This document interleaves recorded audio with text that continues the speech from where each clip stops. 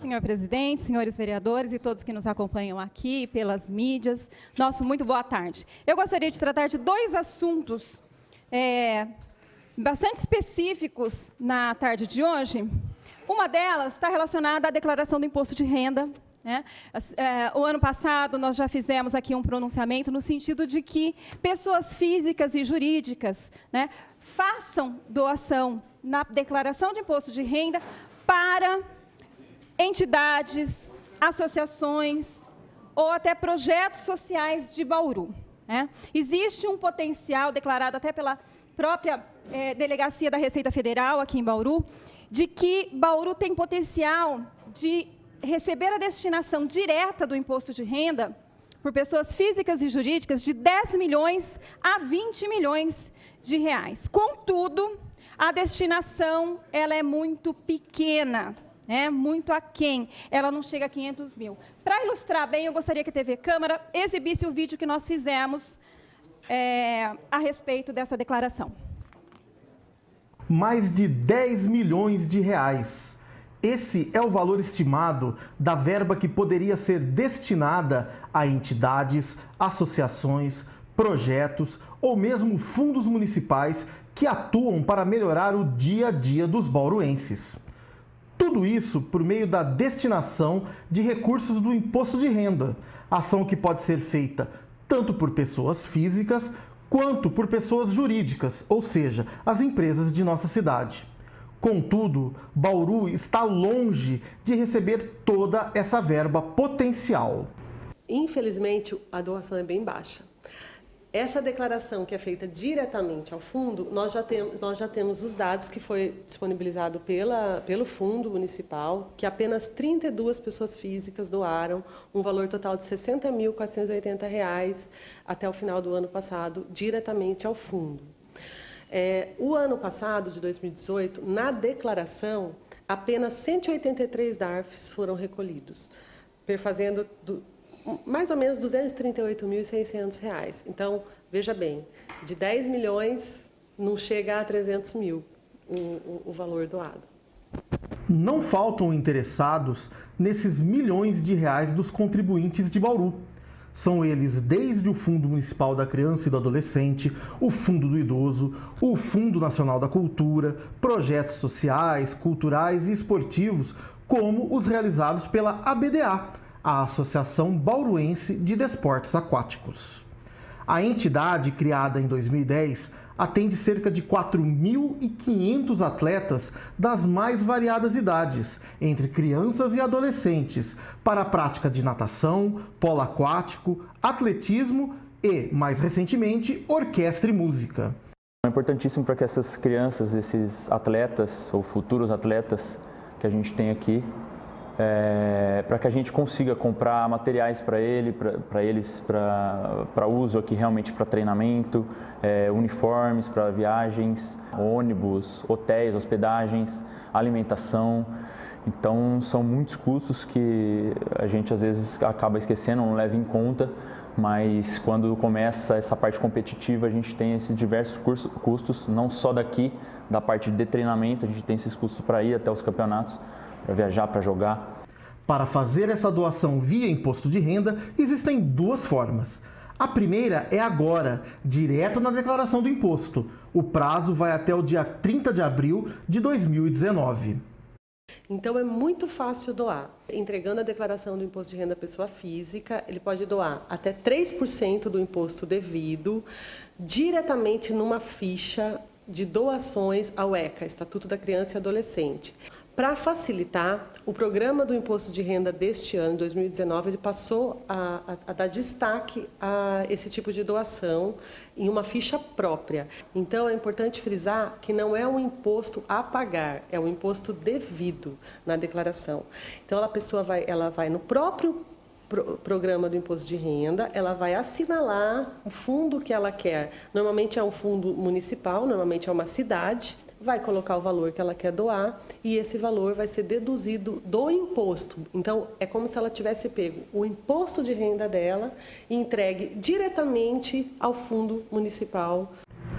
A segunda forma é diretamente a projetos cadastrados e autorizados, como no caso da ABDA, que até contratou o serviço de uma empresa terceirizada para ajudar no processo de doações, ou a um dos fundos municipais, como o Fundo da Criança e do Adolescente, gerido pelo Conselho Municipal dos Direitos da Criança e do Adolescente. A destinação do imposto de renda é um processo extremamente simples. Quem pode destinar? Pessoa física, até 6% do seu imposto devido, que recolha pelo modelo completo, faça a declaração pelo modelo completo, não utilize aquele desconto padrão. Pessoas jurídicas, até 1% do imposto devido, que faça a sua declaração com base no lucro real. Quanto é 6%? Você pode utilizar a referência da sua declaração do ano anterior. Sempre lembrando também que a destinação feita no ano de 2018, ela é declarada agora em abril de 2019. Se a destinação for feita agora no ano de 2019, ela será utilizada na declaração de ajuste do ano de 2020. Os procedimentos para a destinação do imposto devido são simples, mas tanto a Receita Federal quanto os interessados em receber as doações orientam o contribuinte a consultar um contador. Além disso, torcem para que esse tipo de doação seja cada vez mais incentivada pelo poder público para ajudar as entidades e associações de Bauru. Eu acredito que as pessoas têm medo de cair na malha fina, né? Ou por desconhecimento. Hoje em dia, como é feita a doação, a pessoa não cai na malha fina. Por quê? Porque ela vai fazer diretamente no imposto de renda dela, ela vai emitir o DARF e recolher esse DARF, ela não vai cair em malha, por quê? Porque a doação vai ser feita na própria declaração do imposto de renda, não vai depender de um cruzamento de dados. Agora, o que precisa ser feito, a gente acredita, é uma ação de conscientização das pessoas e de educação, ensinar elas e dizer que elas podem doar. Né? Então, a gente acredita que o município possa trabalhar também, que existe um grande potencial. E o benefício social, os potenciais que Bauru tem de contribuir com as suas crianças e adolescentes, aqueles que às vezes nos abordam no semáforo, aqueles que nós vemos em situação às vezes de mendicância, são essas crianças da cidade que recebem o benefício. E você, empresário, você que declara seu imposto de renda, lucro real e modelo completo, pode contribuir para a melhor sorte dessas crianças e adolescentes. Como nós já estamos no período de declaração de imposto de renda, né, que se encerra agora no dia 30 de abril, a divulgação desse tipo de doação é urgente. E para colaborar, presidente, nós estamos agendando uma audiência pública com as pessoas ligadas, principalmente, a área de contabilidade, a área comercial e industrial da cidade. Nós vamos estar encaminhando a semana que vem esse pedido de audiência pública, assim que nós combinarmos a data mais adequada e o horário, para que a gente ainda consiga divulgar de maneira mais ampla esse tipo de doação tão importante aqui para a cidade de Bauru.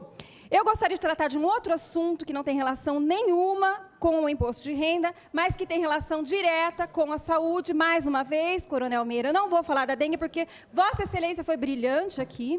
Eu não vou complementar as informações que foram colocadas, mas eu tenho um fato que aconteceu com munícipes aqui na nossa cidade, envolvendo criança, que eu preciso retratar aqui na tribuna. Então, eu queria que a TV Câmara exibisse a outra matéria que nós fizemos a respeito da saúde.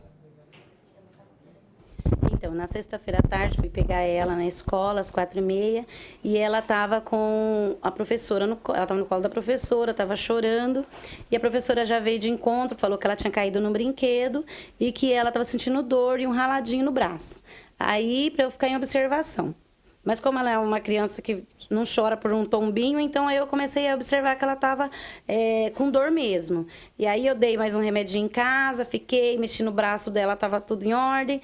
E aí deixamos à noite, falei, se não melhorar, amanhã cedo a gente vai no médico. Só que eram umas 4 horas da manhã, ela acordou chorando e ela não conseguia mexer o braço, ela estava meio que travada na cama. Aí eu percebi que eu não podia pegar ela, então era mais a parte de cima. Foi quando eu percebi que era a cravícula ali, né, a parte do ombro. E aí eu fui pro UPA, mais próximo, que seria Bela Vista, né? E levei ela, quando cheguei lá, ela foi atendida pelo pediatra, fez o raio-x e detectaram que ela estava com a clavícula trincada. Aí eles fizeram raio-x, só que não me deu nada. Deu um medicamento para ela tomar para dor na hora e me encaminhou para o central, para o pronto-socorro central adulto, porque lá era o único lugar que teria o ortopedista. E aí a gente chegou até num horário de troca de plantão, então teve que esperar até umas 8h30. Eu saí do Bela Vista, era umas 6h30 da manhã, fiquei até 8h30 da manhã esperando no pronto-socorro central, na troca de médico, para ela ser atendida. Aí o médico viu o raio-x dela, viu que estava mesmo com o trinco, falou que ela ia dar um encaminhamento para eu estar sendo encaminhada para o centro diagnóstico lá do base, para ela poder pôr uma imobilização. E até então ela estava com uma tipóia só. E aí a gente ficou ali no central, ela colocou uma tipóia um pouquinho mais grossa e ficamos até na segunda. Todos esses dias ela sentiu dor. Todos os dias ela reclamou, mas o único remédio que eles mandaram eu dar era dipirona. Então não tinha o que fazer. Aí eu ainda ficava fazendo massagem com algum creminho de massagem, mas aí ela sentia dor, então era difícil. E aí eu levei, na segunda-feira eu fui marcar, e eles marcaram para quinta-feira, para ela estar passando pelo médico, fazendo todo o procedimento, para estar colocando esse 8 que ela está no braço, que seria desde o início que era para ela estar.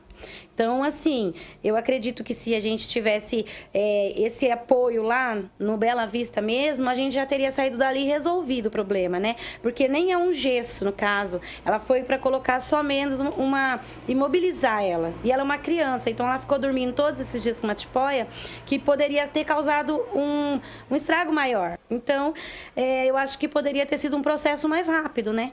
Eles poderiam ter... Aí ali no centro de diagnóstico, ela fez um outro raio-x, constatou ainda que continuava do mesmo jeito, e eles fizeram esse 8, que ela vai ficar 30 dias. Então dá pra gente ver que não é uma coisa tão simples, porque senão ela poderia ter saído de lá com a tipóia mesmo. Então eu acho que a gente poderia dar uma melhorada, né, na nossa saúde, porque o pronto-socorro infantil era no central ali. Então ficaria um do lado do outro. Aí tiraram daí e ficou praticamente sem. A gente tem um UPA aqui do Ipiranga, também, que foi uma promessa do prefeito que a gente teria um infantil ali atendendo. Eu não sei uma data própria assim que colocaram, mas eu acredito que foi até o final do ano e não aconteceu. Então a gente tem opção Gás ou opção Bela Vista. Se você tiver um carro, que bom. Se você não tiver e depender de ônibus, não tem. E se você depender da ambulância, piorou. Porque eu tenho minha mãe aqui que tem AVC também, e isso assim é coisa de 2 horas, 3 horas, e às vezes tem que pedir pro vizinho. Então é isso. A gente precisa de uma melhora, né? É isso que eu tenho assim para dizer e pedir essa ajuda aí, para que a gente venha estar melhorando a saúde dos nossos pequenos, né? Pensando, só registrando, que não é razoável uma criança cair na escola na sexta-feira e ter o atendimento de mobilização na quinta-feira da semana seguinte. Não é possível. E o pronto atendimento infantil fechado há 1 ano, sem a reforma que foi prometida. Obrigada.